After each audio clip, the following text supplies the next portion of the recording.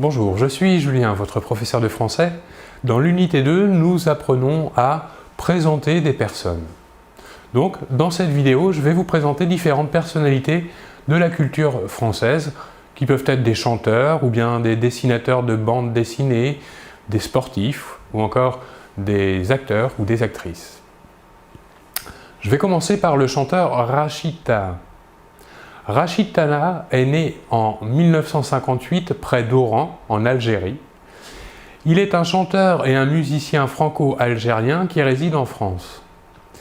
Après avoir fait partie du groupe Carte de Séjour, formé en 1981, il sort un premier album en solitaire en 1998 qui s'appelle Diwan. Ses inspirations musicales recouvrent différents styles tels que le raï, le tchahabi, la techno, le rock'n'roll ou même encore le punk. Ici, nous voyons bien un artiste multiculturel. Autre présentation possible d'une personnalité, ici Zep, qui est dessinateur de bande dessinée. C'est un auteur suisse de bande dessinée. Zep, de son vrai nom Philippe Chapuis, il est né en 1967. Suite au triomphe international des albums de son personnage Titeuf, traduit en plus de 25 langues, il s'est lancé des défis plus audacieux comme le guide du zizi sexuel, plus de 3 millions d'exemplaires vendus, ou encore le magazine Tcho, l'interjection fétiche de son héros Titeuf. Il est également passionné de musique, son pseudo est un hommage au groupe de Led Zeppelin. Il participe à de nombreux projets musicaux dont il a signé plusieurs textes et réalisé de nombreux graphismes. Passons maintenant à Tony Parker. Tony Parker est né à Bruges en Belgique en 1982. Tony Parker est un joueur de basketball français. Surnommé TP, l'abréviation de son nom et prénom Tony Parker, à prononcer Tipeee avec l'accent américain. Il joue maintenant dans l'équipe des Spurs de San Antonio depuis son entrée dans la NBA en 2001. C'est un véritable phénomène sportif, c'est le premier joueur français à avoir été sacré champion de NBA et c'est le premier Européen récompensé par un titre de MVP des finales. Passons maintenant à Cécile de France. Contrairement à ce qu'on pourrait laisser penser, Cécile de France est une comédienne non pas française mais belge. Elle est née à Namur en 1975. Elle a quitté la Belgique à l'âge de 17 ans pour s'installer à Paris et suivre les cours d'interprétation de l'école de la rue Blanche, puis les cours de l'École nationale supérieure des arts et techniques du théâtre. Diplômée en 1998, elle se fait vite connaître du grand public au théâtre ou encore à la télévision, puis au cinéma. Ses films les plus importants, L'Auberge espagnole, Les poupées russes, Quand j'étais chanteur, Un secret ou encore Mon colonel, Mauvaise foi, L'instinct de mort, Le tour du monde en 80 jours. Passons maintenant à une autre actrice, Audrey Tautou. Audrey Tautou, quant à elle, est une actrice française de cinéma. Elle est née en 1976 à Beaumont, dans le Puy-de-Dôme, en Auvergne. Elle a abandonné ses études de lettres pour étudier l'interprétation au cours Florent. Elle décroche son premier rôle important au cinéma à 22 ans, dans le film de Tony Marshall, Vénus Beauté Institut, qui lui vaut le César du meilleur espoir féminin en 2000. C'est en 2001 qu'elle devient mondialement célèbre pour son rôle d'Amélie dans le film de Jean-Pierre Jeunet, Le fabuleux destin d'Amélie Poulain.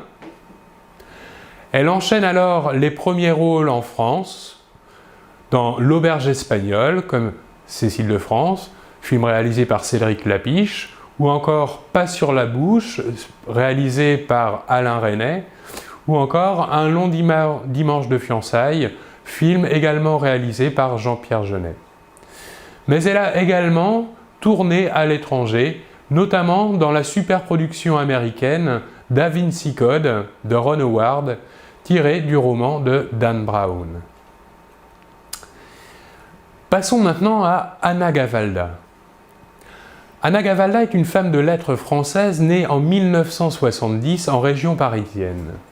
Elle commence sa carrière d'auteur en 1992 où elle remporte le prix du livre Inter pour la plus belle lettre d'amour. Professeure de français dans un collège en Seine-Saint-Denis, elle obtient en 2000 le Grand Prix RTL Lire pour son premier recueil de nouvelles « Je voudrais que quelqu'un m'attende quelque part », publié aux éditions La Dilettante. Ce livre est devenu un best-seller. Ses autres livres sont aussi devenus des best-sellers. Par exemple, son livre « Je l'aimais » a été vendu à 1 259 000 exemplaires, ou encore son livre « Ensemble c'est tout » a été lui vendu à 2 040 000 exemplaires. Elle tient une chronique dans le magazine féminin Elle à propos des livres pour enfants et participe au jury du Festival international de la bande dessinée d'Angoulême. Dernière personnalité, la chanteuse Linda Lemay. Linda Lemay est une chanteuse québécoise née à Portneuf en 1966.